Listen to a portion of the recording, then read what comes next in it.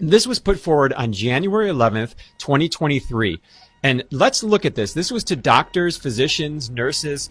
This is what they say. So imagine you're a doctor, you've been given this vaccine out, and you get this. Dear medical professional, administering of COVID-19 vaccination is likely not an indemnified action. This is notice of your obligations, risks, rights, and potential risks.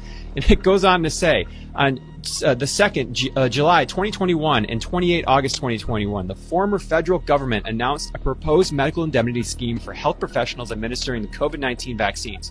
Recent correspondence from government advisors outlines that such an indemnity scheme was never established per se. Unlike the case with manufacturers of COVID-19 vaccines, there appears to be no government liability protection beyond the vaccine injury COVID-19 vaccine claims scheme. Now we're going to keep breaking this apart and then we'll talk about it. So this is important. So they start going at a couple other angles here. So this is all in one document.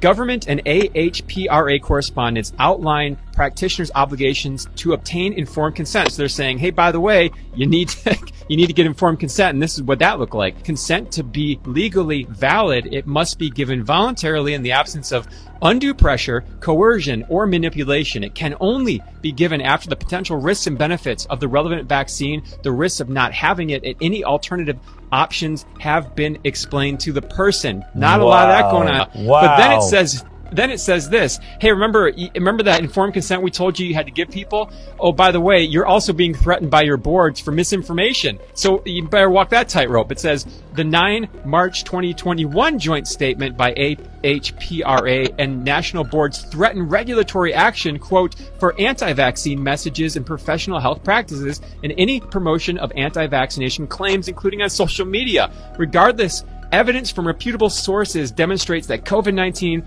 provisionally approved vaccines have real known and unknown harms and immunocompromising effects. Doctors have a duty to warn patients of any material risk associated with the treatment, as well as ensuring their decisions are being made without undue coercion. The only way we're going to see any progress is if you go to your doctor and ask them, hey, did you provide me with informed consent? And if you know they didn't, ask, why didn't you provide me with informed consent? And then you say to them, hey, I think I may have to sue you for this.